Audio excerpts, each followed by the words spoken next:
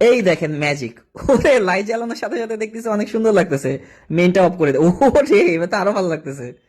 চলুন এটাতে light add করলে কেমন লাগবে আমরা অল্প একটু দেখায় দিই। এই দেখেন লাইটটা মানে অলরেডি সেট করে দিছি, খালি অন করলে কেমন লাগে এটা দেখেন।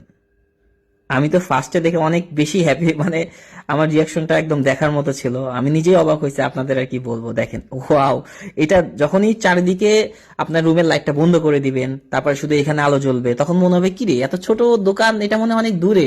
কাছে, এটা কিন্তু আপনার হাতের কাছে থাকবে, কিন্তু দেখতে মনে হবে অনেক দূরে একটা দোকানে আলো জ্বলতেছে।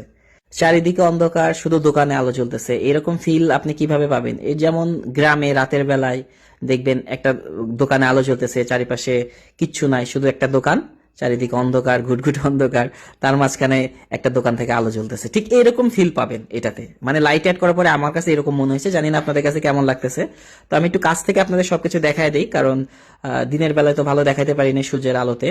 তো সূর্যের আলোতে ভালো দেখানো যায়, বাট ওই যে ছায়ার কারণে দেখাতে পারি না। এখন আলোটা অ্যাড করছি, দেখেন এই যে একটা মাচা আছে, অনেক সময় দেখবেন দোকানের মধ্যে এরকম একটা মাচা থাকে কাঠের, ওইখানে জিনিসপত্র রাখে, এক্সট্রা জিনিসপত্র রাখে। আর সামনে যে বাঁশের বেঞ্চটা দেখতেছেন, এটা কিন্তু আসল বাঁশ দিয়ে বানানো হয়েছে। আর ওই দেখেন কাচের বয়ামের পিছনে কেটলি দেখা যায়, এটা ক্লে দিয়ে বানানো হয়েছে।